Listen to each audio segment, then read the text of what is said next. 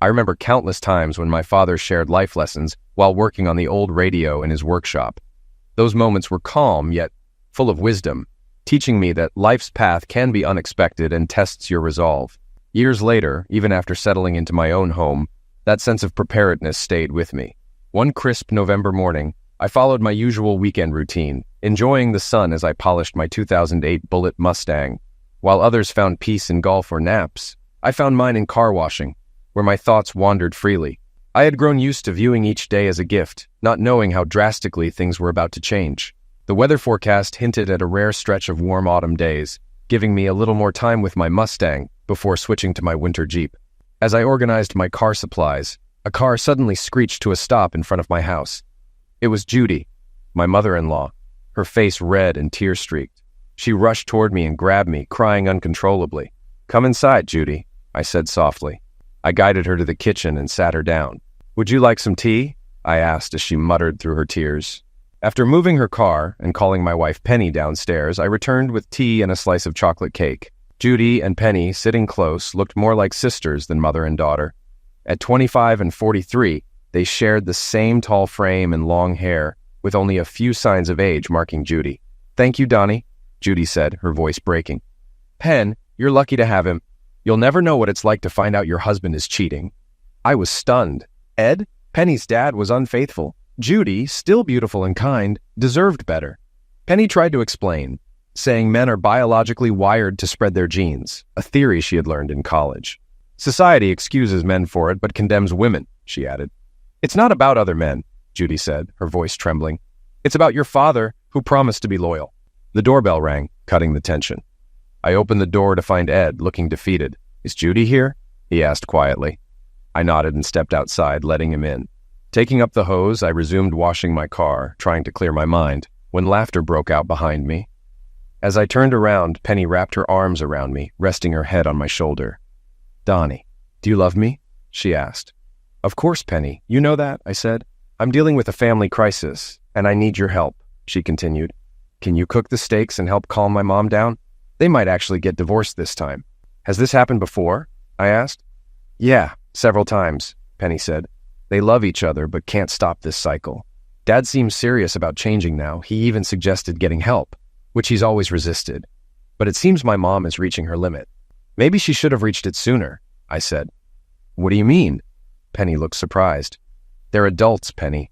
They have to face the consequences of their choices. Maybe if your mom hadn't tolerated this for so long, your dad would have realized sooner that he'd pay a price for his actions." Penny's eyes welled up with tears. I hugged her. "I'll help," I said. "Donnie, this is easy for you," she said, crying. "Your parents were perfect. You've never faced this. I don't want my parents to split. I want our future kids to have loving grandparents, and for us to be one big family. Okay, honey, I'll grill the steaks. You talk to your mom, and I'll talk to your dad. When dinner's ready, we can all sit on the terrace and get them to talk." Though I didn't fully agree, I loved Penny too much to refuse.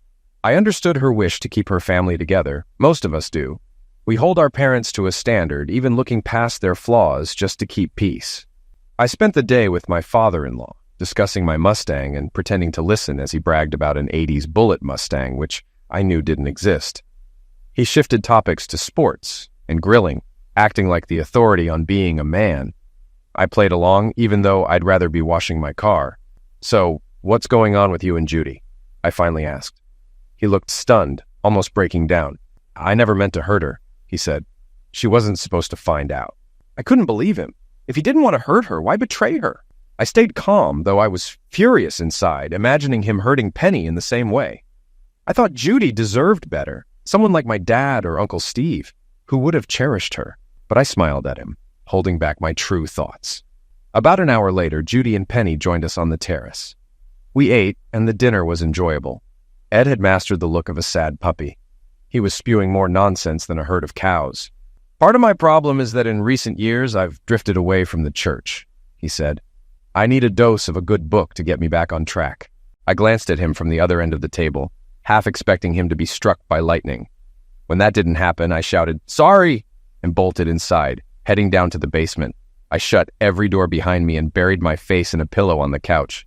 I laughed until I cried. He was trying to say anything he thought would redeem him. When I stopped laughing, my eyes were still wet and my face was flushed. I came back and sat down at the table. Penny gave me a strange look. Ed's expression was as innocent as fresh snow, as if waiting to be deemed a saint. Judy looked at me, making me uneasy. Her expression said it all. She was in deep emotional pain, on the verge of cutting this man out of her life forever and hoping her daughter and I would help her make the right choice. "So, Donnie, do you think counseling could be the answer?" she asked. I looked at Ed, who subtly nodded at me, and then at Penny, who was hoping to save her parents' marriage. She nodded too, almost imperceptibly. Then I met Judy's eyes. There was no hint of deceit. I did it purely for selfish reasons. I knew Penny would be angry if I didn't. I lied. "Counseling is meant to help you work through problems in your marriage," I said. "A good therapist can sometimes help you see things about yourself and the relationship that might go unnoticed. They help you spot behavior patterns that aren't obvious." It wasn't entirely false. I'd heard it on a show about therapy on the Science Channel, so it was probably true in some cases. Judy believed me, nodded, and said, "Okay, we'll try." She reached across the table to take Ed's hand and smiled at him. Penny looked at me, glowing with joy. I felt sick. I'm a predator. Sometimes I skip vegetables and only eat meat so I can have more steak or roast. But that day, I almost gagged. I felt awful for what I had done. "Sorry to interrupt, ladies," I said, "but I need to show Ed something about my car." While they cleared the table and loaded the dishwasher, I led Ed to the garage. "Hey, your car's not in here," he said, smiling. "It's in the driveway." I grabbed him by the collar and shoved him forcefully against the garage wall, causing the clock to fall and break on the floor. "Listen carefully," I whispered. "This is the first and last time I lie to save your sorry, cheating self. If you hurt her again, you'll have bigger problems than divorce. Understand?" He nodded quickly. I pushed him against the wall again for emphasis. Then we went back inside. "They sure don't make them like that anymore, do they, Ed?" I said, returning to the kitchen with a smile. Ed tried to grin, but his head hurt and he was stunned. No one had ever spoken to him that way. Penny came out of the pantry and noticed something I hadn't. "Dad, you've got a bump on your head," she said. "Where did that come from? Are you okay?" I laughed. "A clock fell off the wall and hit Ed while we were in the garage. His head's as tough as a rock. He broke the clock. He's a tough old guy." Ed nodded mechanically. A month and a half later, just 3 days after Christmas, I was holding Judy's hand as we walked into the morgue. The room was unexpectedly cool, and a man who looked almost as lifeless as the bodies he tended greeted us. "I'm sorry for your loss," he said, with a smile that failed to be either friendly or comforting. It just looked creepy. He led us to a raised table and removed the sheet with a flourish that could make illusionists jealous. I half expected him to shout, "Voila!" The reactions varied as we looked at Ed's lifeless body. Penny collapsed to the floor, sobbing. Judy nodded and turned away. I went into shock, my mind racing with absurd thoughts. The body didn't look as grimy, dark, or bloody as I had imagined. Then logic set in. The body was probably prepped for an autopsy. The bullet holes weren't neat circles like in movies. They were ragged slits. It was clear whoever did this was deeply disturbed. "Can you identify the deceased?" the morgue employee asked. Judy and Penny nodded sadly. "I'm sorry for your loss. Have a good day," he said as he turned away. Judy and I took Penny's arms and led her out. The detective who brought us was waiting. He put on his hat and approached us. "So the deceased was your husband?" he asked Judy. She nodded, squeezing my hand. "When he didn't come home from work, I got worried. Ed always called," she said. The detective sat us down and offered a drink. I declined after glancing at the old coffee maker. "What happened to him?" Penny asked. "I can't share all the details, but it'll be in the news soon. Your husband, your father, was found shot at the Sleazy Easy Motel.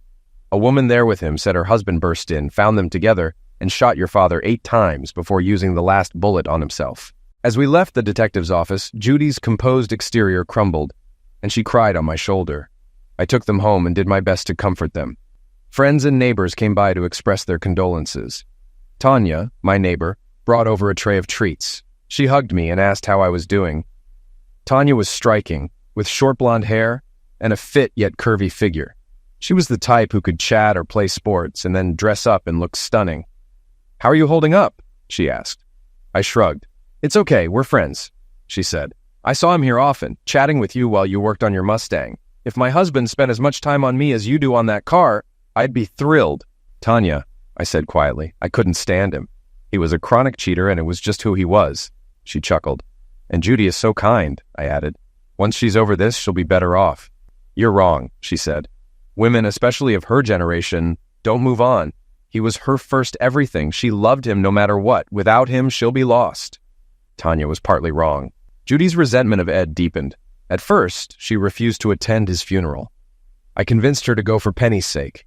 Penny was upset with both of us. I didn't want to speak at Ed's funeral because I had nothing good to say. One of his friends did the honors. His eulogy was telling. We're here to say goodbye to Ed Bauer. Ed was Ed. You should have known him. Even after 45 years of friendship, he couldn't find anything kind to say. Life was hard for Judy after the funeral. Small things, like TV scenes involving infidelity, made her angry. Penny and I often discussed how to help her.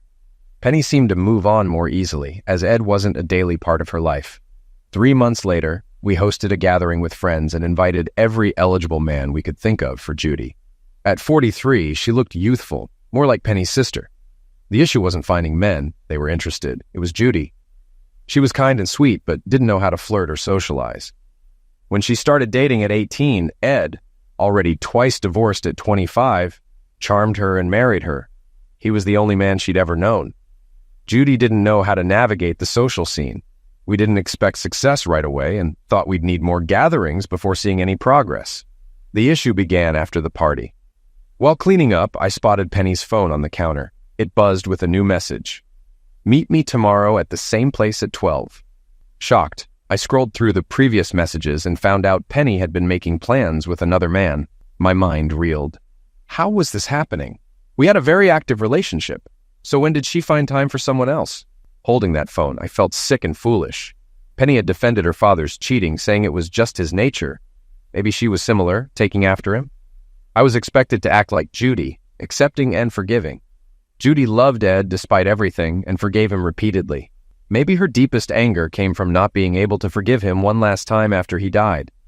Penny interrupted my thoughts, smiling. You're not helping clean up, but that's okay. Let's go to the bedroom, she said.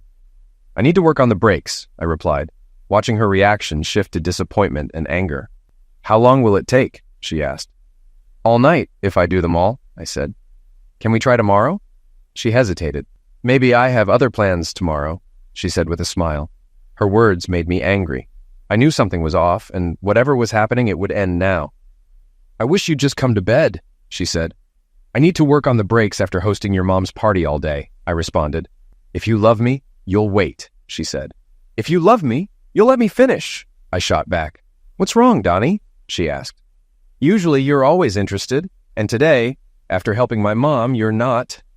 Women today kept telling me how lucky I am to have you, she continued. Even Tanya joked about what she'd do if I wasn't around. Things can wait until tomorrow, I said, walking away. Okay, she called after me. I realized her urgency was because she wouldn't be interested tomorrow. She'd pretend to be tired after meeting the man at the motel. Maybe I was overthinking it. But I remembered a story from a show about a jealous husband who ruined a car thinking his wife was cheating, only to find she bought it as a gift for him. It ended in divorce. The next morning, I went to work as usual. Penny made breakfast and leaned over to serve bacon. I hugged and kissed her. So last night your car won, but today you're ready? She teased. Sorry, I said. I love you, Pen, and kissed her deeply. What's gotten into you this morning? She asked, smiling. I just wanted you to know how much I appreciate you, I said, hoping it would stop her from making a regrettable decision. If I was wrong, no harm done. I went to work and focused on my tasks, finishing early. At 11:30, I left. Penny called as I stepped out. Hey, darling, she said. Want to have lunch? Sure, I said, relieved. At home or out? Wait, I have another call, she said, pausing. Moments later, she returned. Can we reschedule for tomorrow? Mom needs me. I'll be busy tomorrow, I replied and hung up. I called Judy. Hi, how's your day? She asked cheerfully. Better after talking to my favorite brother-in-law, she joked. I'm your only one, I said dryly. Still my favorite, she laughed. Have you talked to Penny today? I asked. Yes, she mentioned wanting to chat with me. Great. Just wanted to invite you both to dinner, I said. Sounds nice, she replied. This call delayed me, but it confirmed Penny was checking if I was at work. I drove to the motel and spotted her car. I bribed the cleaning lady to unlock the door. Inside, I saw a familiar back. Pulling him off the bed, I threw him to the floor and hit him. He didn't fight back. Donnie, stop! You'll liquidate him! Penny shouted, trying to intervene. I stood, brushed her hands away, and said calmly, "Don't touch me again." I called my secretary to say I wouldn't be in. Then I called 911 to report the incident. Penny sat speechless, trying to talk, but I told her to stay quiet. "Donnie, when we get home," she started. "We don't have a home," I said. "Stay with your mom, Penny. I won't live with a cheater." The police arrived. "I'm the one who called," I said. "You look fine," an officer noted. "I'm not," I replied, gesturing at Rick, still unconscious. I was handcuffed and taken away as an ambulance arrived. I stayed silent in the police car despite the officer's questions. At the station, I was processed and held as a suspect. They had no proof yet, only suspicions. I was put in a cell with others, mostly disheveled or drunk. Sitting on a bench at the back, I used the time to think about my next move. It was the right time to plan my next steps. Knowing your spouse might be unfaithful is one thing. Facing it is entirely different. Emotional ties complicate things, and relationships change over time. Sometimes people grow apart and make drastic choices, leading to a divorce that can be a fresh start for both. Other times, couples stay together just to make each other miserable. But my situation wasn't like that. I deeply loved Penny and planned to spend my life with her. That's why finding her with Rick in that motel hurt so much. It felt like part of my soul was torn away. I didn't understand it. We had a good relationship and were close. Rick was older, overweight, balding, and nearly her mom's age. Why would she choose him? She had pursued me when we first met at a bar, where she kept appearing near me all night and even made the first move with a silly joke. I was captivated by her from the start. Now, seeing her with Rick left me wondering how our neighbor Tanya would react. As I was thinking, a policeman called Don Osmond. I approached the bars as he opened the door, with 2 officers behind him, hands on their holsters. "Are you going to shoot me?" I asked. "No," he replied. "You're out on bail." "By who?" I asked. "Does it matter?" he said impatiently. "What's the charge? And who posted bail?" I asked. "Too many questions," he said. "Do you want to get out or not?"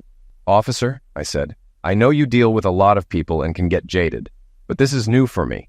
It's my first time here." The other officers glanced at him. "Okay, ask," he said.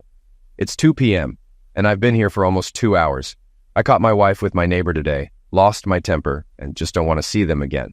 If Penny is bailing me out with my money, I'd rather stay." "Sorry, man." "It's her," he said. "She was crying, but I wouldn't trust it. Some older guy and his lawyer spoke to the prosecutor. It looks like they won't press charges, but you'll need to stay a couple of days until you're allowed to post bail. You have no record, and no one died."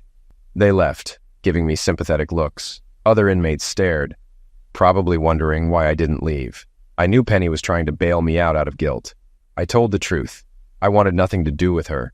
It hit me that I had convinced Judy to forgive Ed once, but now I couldn't do the same for Penny. Maybe this was how Judy felt each time Ed cheated. I couldn't fathom how she endured it repeatedly. She must have been stronger than me. It's strange how thinking about someone can make them appear. Just as I wondered if Penny would confess to Judy, the officers returned. "Osmond, another visitor," one said. "A beautiful woman, Judy, I think. She's in the interrogation room. Want to see her?" "Yes," I replied. They cuffed me, opened the cell, and led me to a room with glass panels and small holes for conversation. I sat down and faced Judy in silence. "Hi, Donnie," she said. "What happened? Penny didn't tell you?" I asked. "Only that you fought Rick, went to jail, and refused her bail," she replied. "But I know something more is wrong." "She cheated on me," I said. Her expression changed. "With him? Why?" she asked, shocked. Before we could continue, a tall man in a cheap suit interrupted. "Are you Don Osmond?" I nodded. "Join us in the conference room when you're done," he said. The officers uncuffed me, noting I wasn't a flight risk. Judy urged me not to act impulsively. "I'll call you tomorrow," I said. "If I'm released, I'll send Penny to you." In the conference room, I saw Penny, Rick, and 2 men. Penny stood up, but I shouted at Rick to stay back. "If anyone comes near me, I'm going back to my cell." "Mr. Osmond," said the district attorney Willis Drummond, "we have a proposal to settle this peacefully." The lawyer Daniels spoke up. "Don, this was an accident with serious implications. You don't need a criminal record affecting your life." "I'm not concerned," I replied. "My career won't be impacted." Daniels continued. "There's no reason for anyone to suffer more. Who's innocent here?" I asked. "I'm the only one hurt." Penny started crying. "I realized the life I thought I had with her and my trust in Rick were illusions." "What about Tanya?" Rick said. She's innocent. Tanya deserves the truth, I said. She shouldn't be deceived, Rick pleaded. Please don't tell her. Daniels laid out their offer. No charges if I stayed silent. I'll take the charges and demand a jury trial, I said. 12 jurors will understand why I acted as I did. I'll include Rick in my divorce and testify in Tanya's case. The 4 huddled and whispered before turning back to me. What do you want? They asked. I won't tell Tanya Sue or mention you in my divorce, but you must agree to testify if needed, drop the charges, and stay at least 15 meters from me without permission. Agreed, Daniel said with a relieved smile. Wait, I know I'm within 15 meters now, but it starts once I leave. Right? I said to Rick. Do what you want with her. She's not mine anymore. After the divorce, she's yours. Can I go? Penny shouted. No, Donnie, don't. Willis, walk me to the counter so I can get my things. I need my wallet for a cab, I said. Penny's cries echoed as I left. When I got home, Tanya was outside. Where have you been? She asked. My husband was in the wrong place and got hurt. Poor guy. This is bad, Tanya, I said. Sorry, rough day. Talk later. Send your wife over, she said. I don't have a wife anymore, I replied, and walked inside.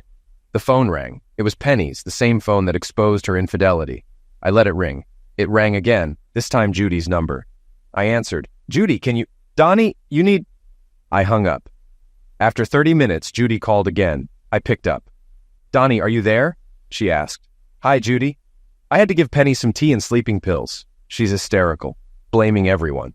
I'm not surprised, I said. She blames Rick and you, Judy said. Says he tricked her and you're being cold. How am I behaving? I asked. Not like me, she said. She expected you to be more forgiving. Will it ever get better? I asked. No, she said softly. You doubt yourself, wonder why they strayed, and compare yourself to others. Trust is lost, and every delay or absence feels like betrayal. It never really goes away. Judy, I lied to you, I admitted, when I urged you to go back to Ed. I thought you should have left him. You lied because Penny wanted that and you loved her, she said. I knew you're a bad liar. Your eyes told the truth. Ed was foolish. No one he cheated with was worth a fraction of you, I said. It runs in the family, she replied. I can't believe she was with Rick, I said. I'm not like you, Judy. I won't take Penny back just to be hurt again. You can't fight nature, I said, recalling what Penny once said about her father. Maybe, Judy sighed. You can train animals with effort and rewards, I said, but I won't do that with Penny. I won't reward her for staying loyal. Cheaters will cheat, I said. Maybe we're just good people who loved the wrong partners. You raised a great daughter.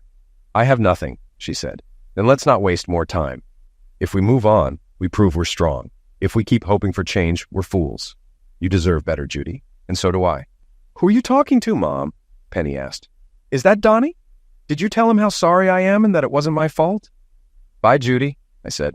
You seem busy.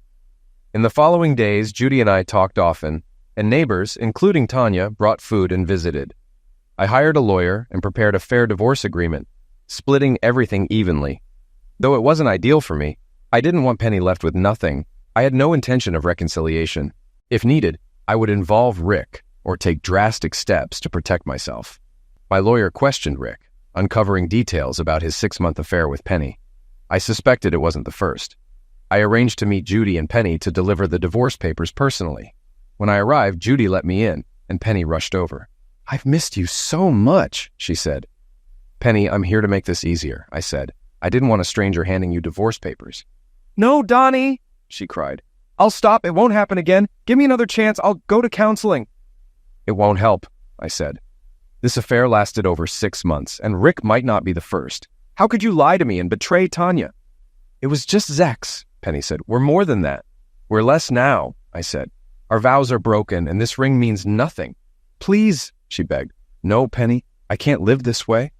It's not fair, she said. What if I hurt myself? Then there's nothing more I could do, I said. I'd just step aside. You have to forgive me, she pleaded. You love me? Penny, be quiet, Judy interjected. Mom, stay out of it, Penny snapped. He won't forgive me, and I can't eat or sleep. I love him so much.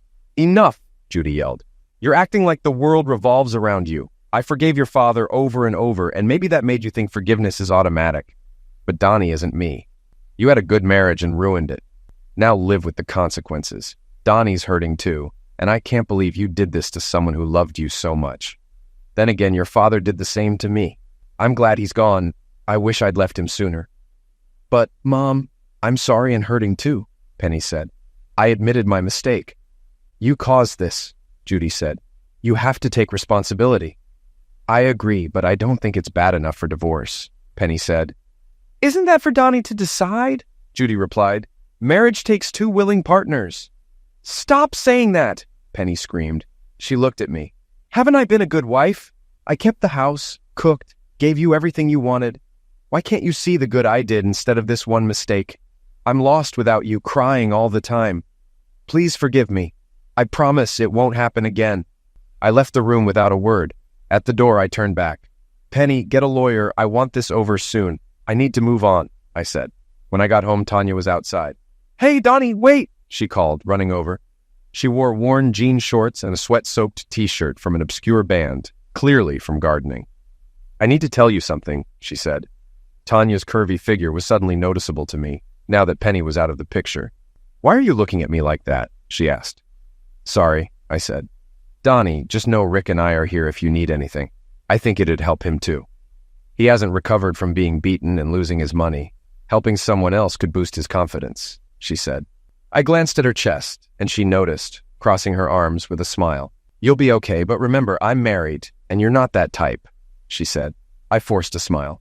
I know you're going through a tough time. Whether you and Penny work it out or not, maybe a break would help. I can arrange a trip through my travel agency, she offered. I thought about telling her the truth about Rick, but decided against it. Hurting her wouldn't help anyone. Rick might actually be trying to be a better husband now.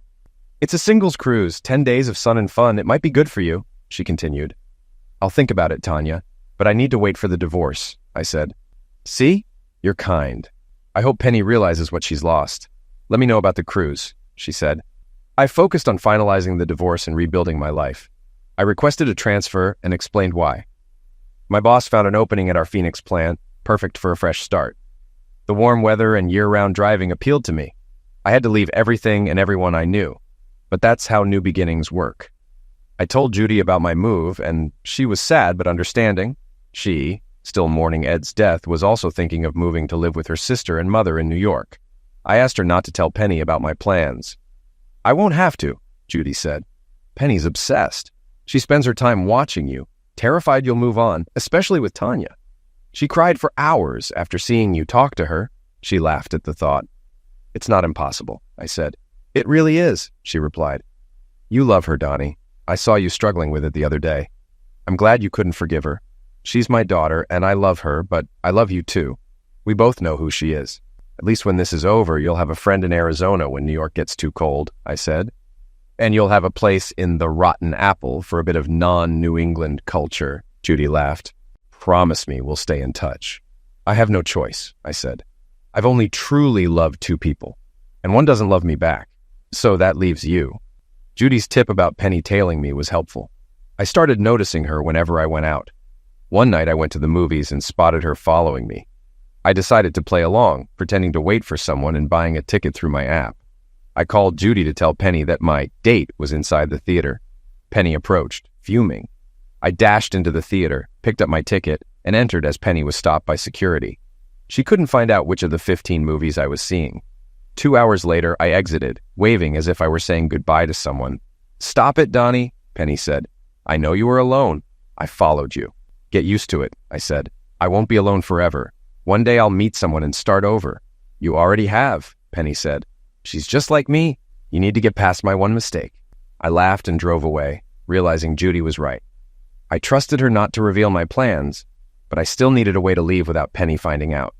The solution came from an unexpected source. The next day, I heard a knock at my back door. Rick stood there, nervous and unsure. I didn't want to come. She made me, he said, glancing at Tanya on their porch. She waved. Come in, I said loudly enough for Tanya to hear. I did what you asked and appreciate your silence with Tanya. But Penny's threatening to tell her everything if I don't help her win you back. She thinks it's unfair that only one of us keeps our marriage. I stared at him, realizing this could work in my favor. Rick, go along with it, I said. He looked surprised. Does she know about the cruise Tanya booked? I asked. No, I don't think so, he said. Then tell her about it. Make it seem like a chance for us to talk, trapped on the same ship. Okay, anything to save my marriage, he said. The next day, Tanya called.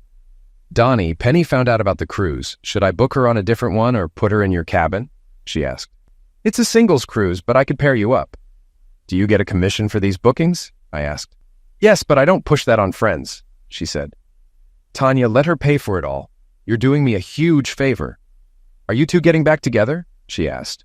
"No chance," I said. "But why?" she pressed. "What happened between you two?"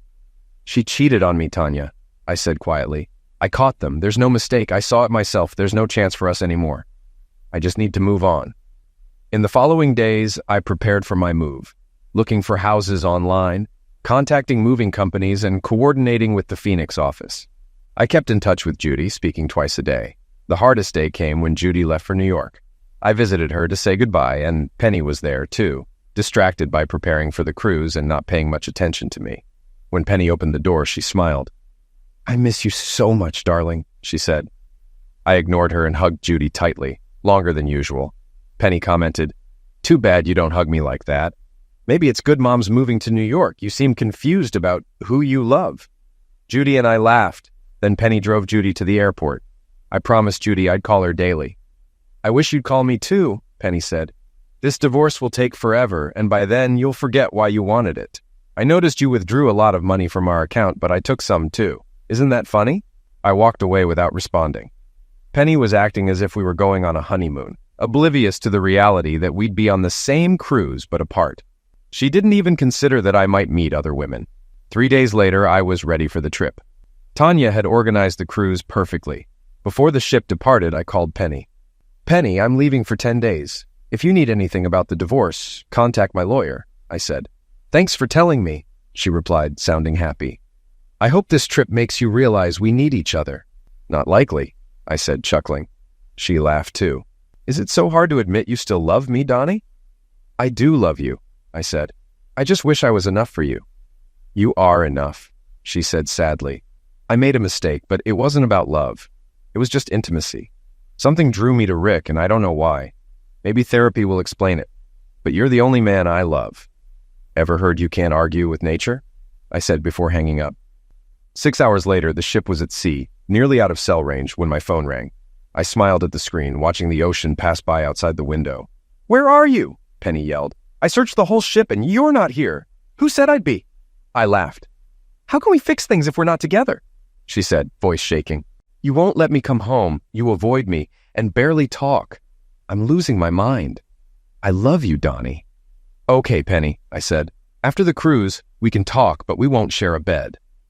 "I'll do whatever it takes to get back into your heart," she said just before the line cut out. I laughed as I crossed another state line. Then I called Judy. "Hi, Judy," I said. "Donnie," she said joyfully. "It's been so long since you called." "Almost 4 hours," I joked. "I think I made a mistake," she sighed. "Can you imagine living with 2 grumpy old ladies?" I laughed. Judy always made me smile. "Stop it, Judy. No one would ever not want to be around you." "Do you know what time does?" she asked. "They say it heals all wounds." "They're wrong," she said seriously. "I forgot my sister and I don't get along. Living with her and Mom is tough. They're so similar now and we just clash." I laughed again. "Do you check your mirrors to make sure no one's following you?" Judy asked. "It's tough to keep track of a truck from a ship," I said. She laughed. "I won't ask how you managed to get her on the ship without you. Remember those Calgon commercials? I had my own ancient Chinese secret. I loved those," she said. "I should go make some tapioca for Mom. Drive safe, dear." I arrived in Phoenix late the next day and parked my Mustang in the garage, relieved it would no longer face cold winters, not even thinking about the heat or sun damage. The next few days were spent organizing and getting the house set up. Once everything was done, the place looked great, but it didn't feel like home. It was just a space. The day before starting my new job, my phone rang. I answered without checking the screen. "Where are you?" Penny demanded. "Why is everything gone? You said I could come home." "If you're calling from home, then you're there. Isn't that what you wanted?" "You know this isn't what I wanted," she said angrily. "I don't want an empty house. It's as bad as this ridiculous divorce." "Don't worry about the divorce," I said. "Without solid evidence, your lawyer and mine said I was at a disadvantage. The case about your affair with Rick is closed." "Really?" she said, surprised. "Where are you then? I'll come to you." I filed again, and this time I won't be kind. She laughed. "What difference does it make?" Call your lawyer, Penny. He has the file. Not only will I get a divorce, but you might end up with almost nothing. And Penny, if you want to talk, do it soon. I'm changing my number tomorrow." An hour later, Penny called back. "Okay, Donnie, you win. I signed the papers." "How did you get the video?" "I hired a private investigator to go on the cruise. I knew without me there, you'd indulge yourself. I gave you freedom. You can't fight nature." I never watched the video. I didn't want to see someone I once loved with strangers, but thanks for proving me right. "Donnie, I can change," she said. "I don't think you can or should. Now we're both free. I can find someone who loves me the way I need." "You don't understand," she cried. "It's me. My father loved my mom more than anything, but he still cheated. It was just sex. What they had was real love. That's why she never left him. We're the same. You'll miss me. And when you do, I'll be here. But I'll make you regret it.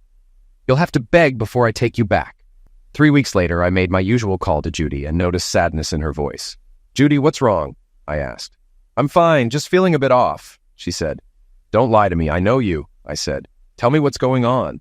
"Donnie, moving here was a mistake," she said. "I used most of the money from selling my house to pay back taxes and make some improvements. Now I'm stuck. I still get Ed's pension as a monthly check, but it just covers my expenses. I can't afford to move again or buy another house.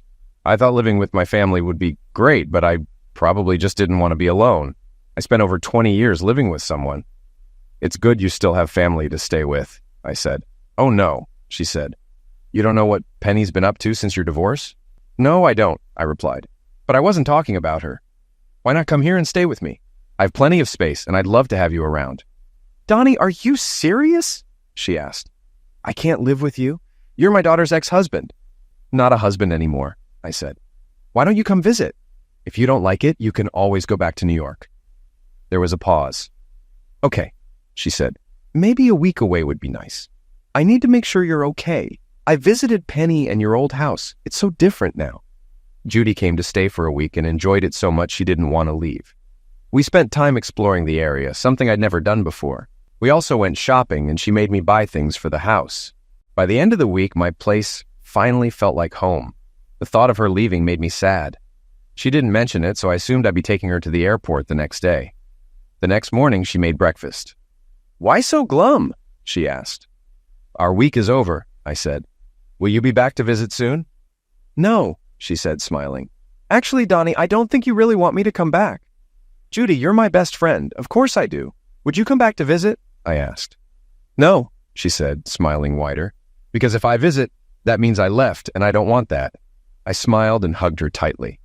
We shared another long hug, both feeling something we weren't ready to acknowledge. The next morning, I woke early, and she made breakfast again. "Can't send you to work hungry," she said.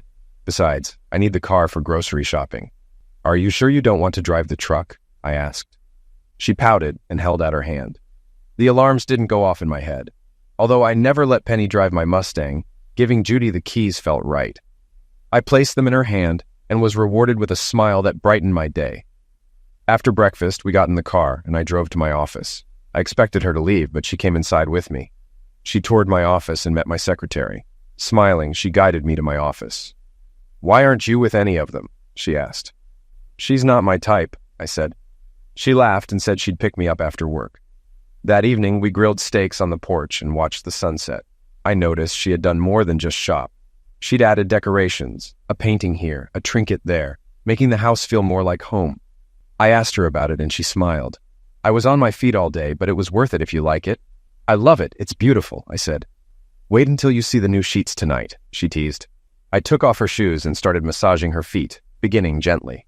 As she sighed and relaxed, I increased the pressure, moving up to her ankles and calves, her head tilted back, eyes closed. I stopped there, surprising both of us. She smiled. "That was amazing," she said. I nodded, unsure of what to say. Over the next few weeks, our relationship slowly deepened. What I'd always felt for her came to the surface. Evenings with Judy became the highlight of my day. Sometimes we'd take long walks down quiet roads, photographing the scenery. Other times, we'd go to the city for movies or new restaurants, but we both cherished the quiet nights at home the most. I often suggested going out, afraid of what might happen if we spent too much time alone. Judy frequently asked for massages, sometimes for her feet, sometimes for her neck and shoulders. These massages grew more intense over time, Foot massages would start at her feet and end above her knees, while shoulder massages would sometimes brush the top of her chest. After about 5 months of living together, the turning point came.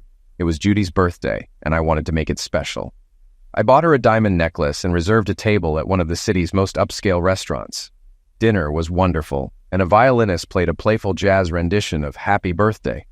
When I slid the box across the table, her eyes lit up at the sight of the necklace.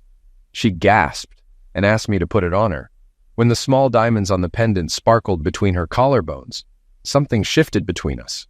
I noticed her smiling and pointing behind me. Turning around, I saw the waiter. "I was saying, sir, that your wife is the most beautiful woman here," he said. "You're right," I replied. "Donnie, you should have said thank you, silly," Judy laughed. "Or at least corrected him. He thought we were married." "I couldn't say thank you," I said, "because it would imply I had a hand in your beauty. And I couldn't correct him, because I don't mind if people think we are. Are you ready for dessert?" he asked. "Yes," she said. "Can we take it home and eat it there?" Hearing her call my house home made me feel warm. It was the first time she'd done that, and it meant a lot. When we got back, it felt like the perfect ending to an amazing evening. Maybe I was getting older, but at 30, I felt content. I didn't need more. A year ago, if Penny and I went out and the night didn't end with intimacy, I'd be disappointed. But watching Judy walk in front of me, her hips moving gracefully under her dress, was enough. Her beautiful smile was the most fulfilling part of the evening. Unlike Penny's smile, which was more about teeth and lips, Judy's smile lit up her entire face and seemed to come from her heart. I cherished these moments and would never do anything to risk them. Penny's words echoed in my mind. The woman I should spend my life with looks like this. Just like her. She meant herself, but I realized Judy fit that description. She was more loving, and I could trust her completely. I changed out of my suit and hung it up. While showering, I replayed the evening's best moments and hoped Judy had enjoyed her birthday. When I got out and climbed into bed, the sheets were warm, and I wondered how Judy had managed that, until I realized I wasn't alone. "What?" I said, surprised. "Shh," she whispered. "This is special. I didn't want the night to end this way. I'm not my daughter, Donnie. I'm not a young girl anymore. But it's been a year since Ed died, and I'm still a woman. I've noticed you haven't dated or been with anyone these past 5 months. I think we both need this. Let's make 2 rules. First, no strings attached. It's just tonight. Second, in the morning, we forget this happened and never talk about it, okay?" "Sorry, but I can't do this," I said. "I know there's an age difference, Donnie, but I'm not that bad," she said. "And I get it. You haven't been with anyone for months. I know I'm not Penny." "Judy, stop talking nonsense," I said. "I'm glad you're not Penny. I survived that. What happened on that ship erased any feelings I had left for her." "Then why won't you?" she asked sadly. "I never said I didn't want you," I said. "It's your rules I can't handle. I didn't want to risk ruining what we have, Judy. But if we do this, it won't just be intimacy for me, and I could never pretend to forget it. As for commitment, we already have the waiter and everyone at work thinking we're married. I want that commitment with you, Judy. I want ties. I want real bonds." She leaned over and kissed me. A kiss so perfect, it felt like one you'd want to experience for the rest of your life. Our lips met softly, then pressed harder, tongues exploring, seeking connection, as if trying to draw out each other's essence. I wanted Judy more than anything. She was ahead of me, and I barely managed to slow things down. "I love you, Judy," I said. 5 months, she whispered. "I can't believe we waited this long." "We couldn't do it any sooner," I said. "We're not the type to just sleep around." "Maybe not," she laughed. But we both loved deeply and exclusively. The next evening, when I got home, dinner, and more, was waiting for me. I wanted to make sure last night wasn't just a one-time thing. She laughed and said, "Can you do that again?" We set a rule. Never mention Ed or Penny. The past stayed in the past, and we focused on the future. We shared so many new experiences that there was no room for the past. We did many things together for the first time. Marriage never came up, though everyone assumed we were that serious. We were too caught up in the present and planning for the future to dwell on it. Things continued smoothly until reality caught up with us. We made one mistake. When Judy moved in, we had to ship her belongings from New York. Penny, searching for her mother, visited her grandmother and aunt, who, unaware of our situation, shared the address. What followed was a series of unfortunate coincidences. One Saturday, I went shopping for a barbecue and planned a relaxing day with Judy on the deck hammock. While I was out, Penny arrived at our porch. Judy had no choice but to let her in, hoping I'd be gone long enough for her to send Penny on her way. Penny quickly realized her mom wasn't living alone and that her housemate was a man. Judy confirmed it and said, "I'll meet you for breakfast tomorrow." Penny drove off but spotted my car and recognized it. Unfamiliar with the roads, she got lost for a while. I returned home and Judy chose not to share any bad news until we had some time to relax. We were grilling steaks and almost completely at ease, with Judy playfully yelling for me to refill her drink when we noticed someone peering over our 6-foot fence. Penny's eyes were wide with shock, and she began screaming like a banshee. We let her in, though she looked like she could burst. "I can't believe any of you," she shouted. "Especially you, Mom. What would Dad think? How could you get involved with your daughter's ex-husband?" "Penny, we're not married anymore," I said. "Then why are you here?" she demanded. "I came looking for my mom," she said, frustration in her voice. "I thought she'd help me find you, not replace me. I need some help." "What kind of help?" I asked. "I've lost most of the money you left me, and I'm close to losing my house. I was hoping you'd give me another chance." "I know how foolish I was," she said sadly. "Sorry, Penny, but that's not going to happen," I said. "You can't fight nature." "Yes, you can," she argued. "If you really try, anything's possible. I swear I've changed." I smiled. I was talking about Judy and me. It's in our nature to love deeply and stay that way. "We can't fight it. Go home. I'll put some money in your account, but you'll need to find a job." "Why can't I stay here with you?" she asked. "Penny, your presence only reminds me of what you did and makes me angry all over again. That's why I left the city in the first place. Do you need money or not?" "Of course," she said, then turned to Judy. "You're the one who doesn't want me here, aren't you? Mom, you know that if I had a chance to fight for him, you'd lose. And Donnie just goes along with you, like before. He's confused, thinking he loves you. But deep down, he still loves me. He stays because you're like me, but he knows you won't betray him." Judy and I both laughed at Penny's words. We had talked about her and our past enough that it no longer affected us. I would always choose Judy's kindness and calm personality over Penny's impulsiveness.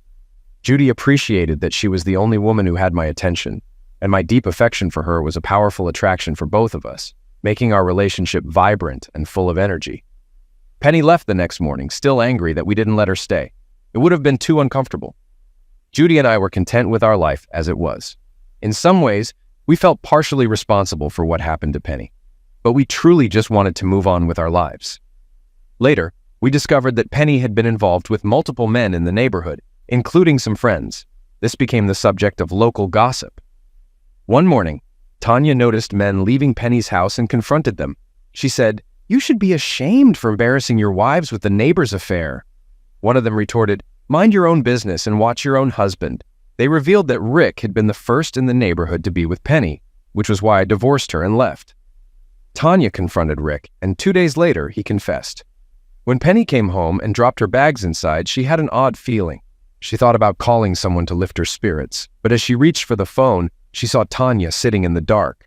"I thought we were friends," Tanya said, tears in her eyes.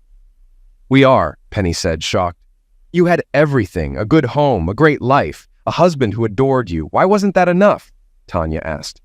"I didn't think he'd find out," Penny admitted. "I love him, but I couldn't control myself. It's probably in me, like my father. You can't fight nature. Once that desire takes hold, it can't be stopped." "Let me try to stop it," Tanya said, pointing a tool at Penny. Tanya called 911 and waited for the police. It was ruled a crime of passion. Rick promised to wait for Tanya and visit her every week. Judy and I eventually got married. Stories were written about us. Although more common now, it was still news when a woman over 40 successfully carried a pregnancy to term. We had twins. Death is always tragic, and we didn't wish it on anyone. Both Ed and Penny were victims of their own impulses. It's sad but poetic that Penny didn't learn from her father's mistakes and met the same fate. It turns out you really can't argue with nature. Life moved forward, marked by moments of quiet joy and reflective peace. Judy and I settled into a rhythm that felt natural, as if we'd always been meant for this chapter together. Our twins, bright and full of life, brought energy back into the house, their laughter echoing in rooms that once held only heavy silence. The past, with its shadows and betrayals, seemed like a distant storm we had survived, now only a reminder of the lessons it left in its wake. Sometimes, as I watched Judy play with the twins, or when we sat on the porch sipping tea in comfortable silence, I marveled at how life, full of unexpected twists, had brought us here. There were days when the echoes of old regrets threatened to resurface, but the present was far too precious to let them linger. Penny's fate was a tragic chapter, a reminder that some patterns were harder to break than others. It served as a cautionary tale, a stark contrast to the steady, unwavering loyalty that Judy and I now shared. We had rebuilt our lives not just on the ashes of past hurts, but on the strength of understanding, forgiveness, and a commitment to nurturing each other's happiness. The neighborhood eventually moved past the scandal, its gossips finding new stories to chatter about. Tanya, who had become a symbol of both betrayal and fierce love, eventually rebuilt her own life, far from where the echoes of that night could follow her. Judy and I grew older, wiser, and more certain of what we had. The twins, now teenagers, would often tease us, calling ours a late-blooming love story. But in those teasing words lay the truth. Life doesn't always go as planned, but sometimes what comes after the storm is even more beautiful. I never looked back with bitterness.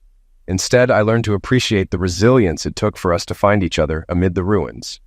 Judy would often smile at me with that warm, knowing look that had first captured my heart, and I would feel the unspoken bond between us deepen, a testament that, with the right person, you don't just find love, you rebuild it stronger than before.